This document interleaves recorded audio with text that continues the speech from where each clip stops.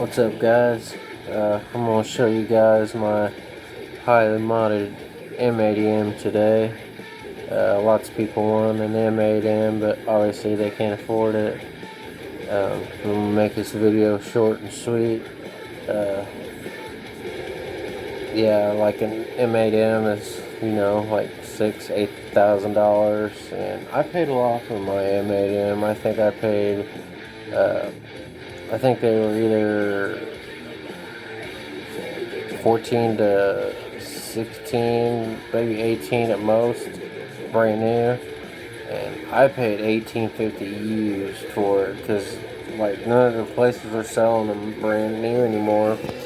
But yeah, I wanted an M80M obviously, or an M8M obviously, but I would never be able to afford that. So I noticed, because I'm a huge meshuggah nerd, I know everything about every single one of Martin and Frederick's guitars. Morton and Frederick both have a bolt-on M8M, and everybody in the meshuggah group always argues with me about it until I show them a picture of it.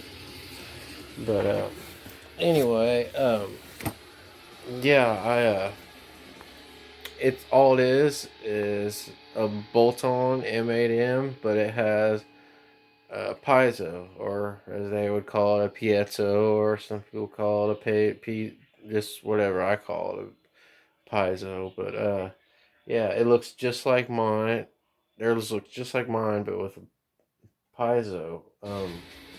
I had Jacob Harper from Harper Guitars. He's a hell of a luthier. You should check out Harper Guitars. Shout out. Huge shout out to them for helping me out.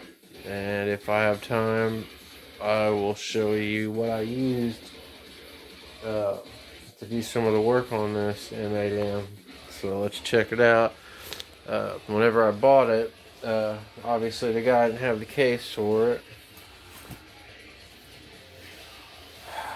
Here you'll see, this was, oh shoot, I dropped the damn camera.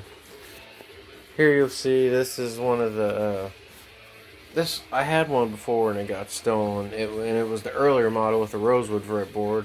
This is the one with the Jatoba fretboard, and everybody is hating the Jatoba. It's too light. It looks like shit on this guitar. So I dyed it. Along with this.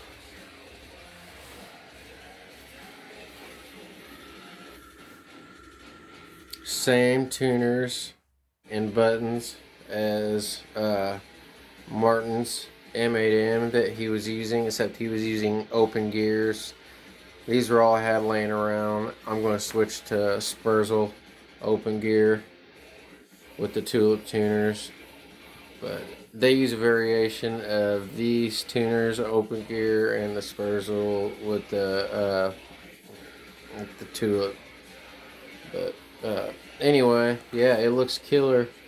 It took forever. If you do this, I'm gonna tell you right now, the volute, it's a pain in the ass to sand this. But I mean, you can tell me that it turned out amazing, and you can still see the stripes in it. Just, I don't know if you can hear on camera or not, but like right there, yeah, you can still see the stripes in it, but it turned out killer. I've noticed the action on the first fret is way too high, so I took the locking nut off, and I'm just giving you guys advice. I mean, it makes a huge difference in the way this thing plays. Take the locking nut off and file that down where the action is a little lower at the first fret, and this thing, I mean, will play like a dream now. I mean, and also you can see I still left the side markers, but it plays amazing. I left the truss rod cover off, and I dyed in there, put some dye in there. I used guitar re-ranch. It's guitar re-ranch stain for the back of the neck and around, everywhere. I used the same thing for all the way around. And I think I might have to do a part 2 video to let you guys see how it sounds, but I'm telling you right now, I had him do so much work to it, fret work, everything. I mean, this thing, I basically have a bolt-on M80M. And yeah, I'm sure somebody will say something about my rebel flag, but it was a gift. It was a Pantera fan, and that was given to me by somebody that meant a lot to me. I got Pantera posters on my wall and stuff. Fuck it. But anyway, yeah, this is it. And if you get one and you don't have a case, you gotta get a base case.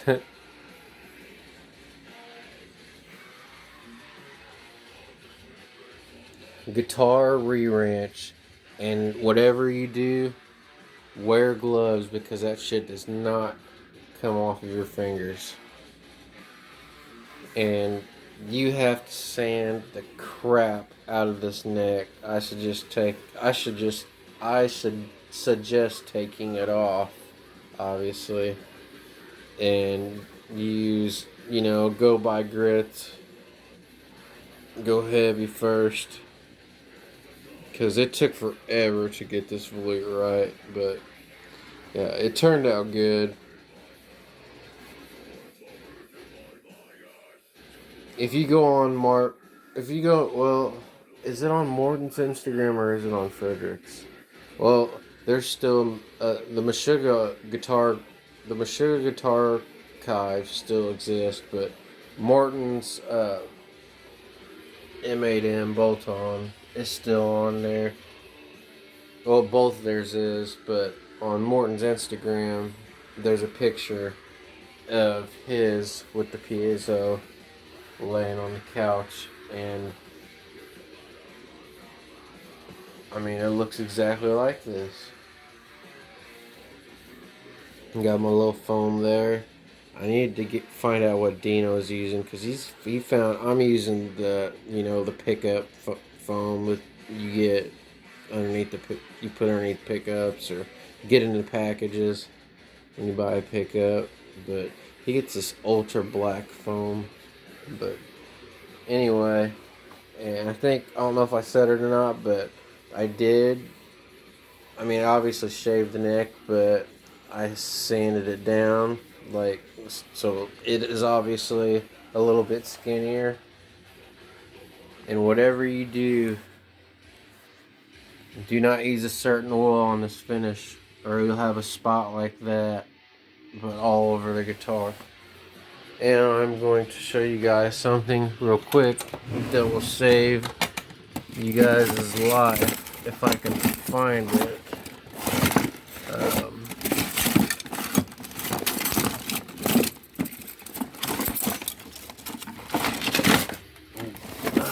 Hold on just a second. Well, this is the stain.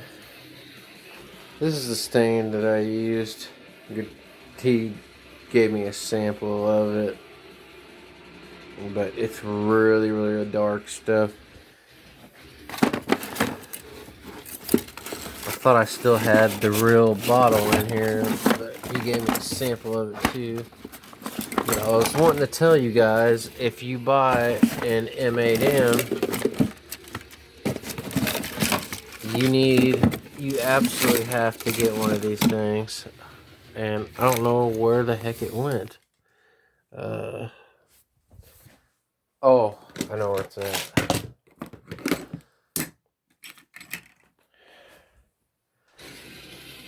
Buy the whole set of these. I'm gonna go up in the light so you guys see. It's A 1200 grit. It's from StewMac. StewMac is the shit. It's a 1200 grit fret eraser.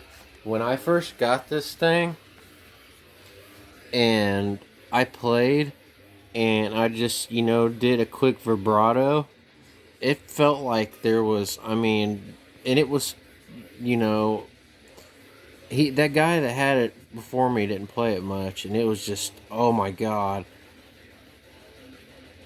It felt like there was something on there that wouldn't let me do a vibrato.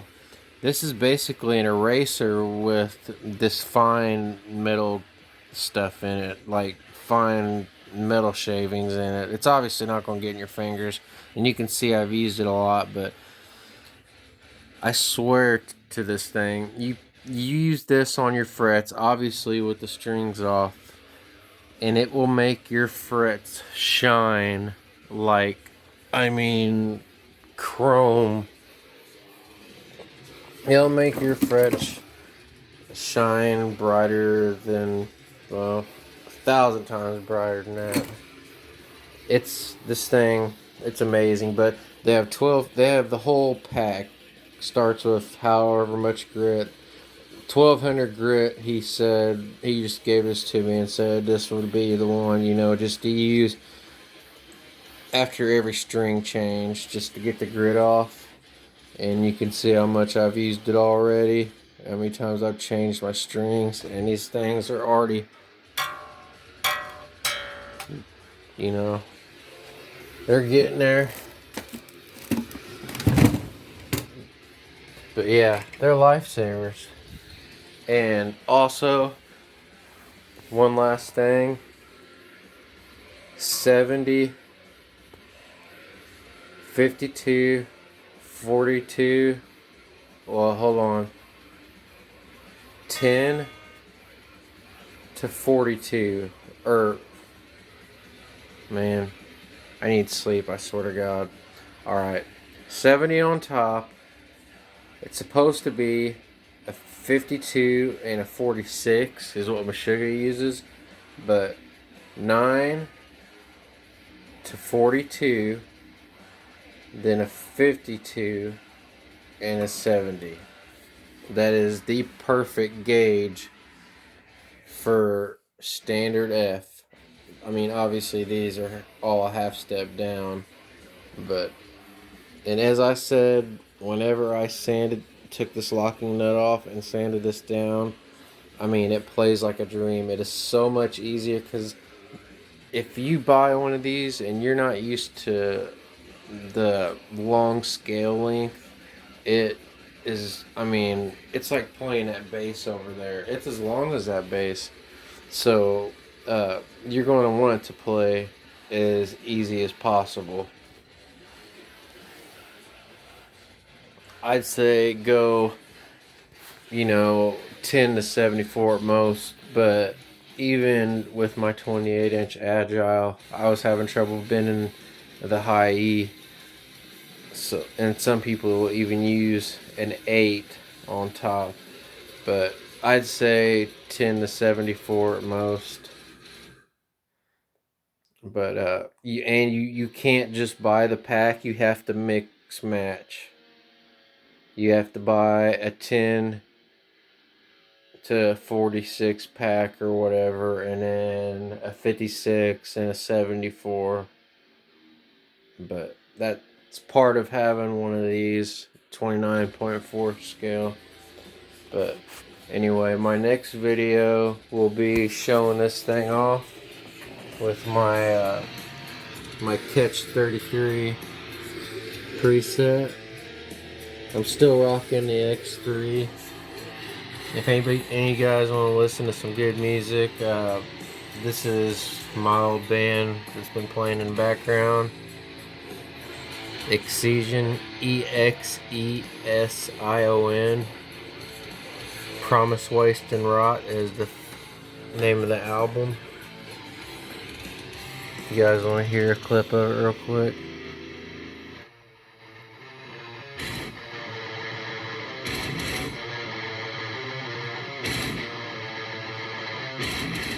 Yeah, but anyway,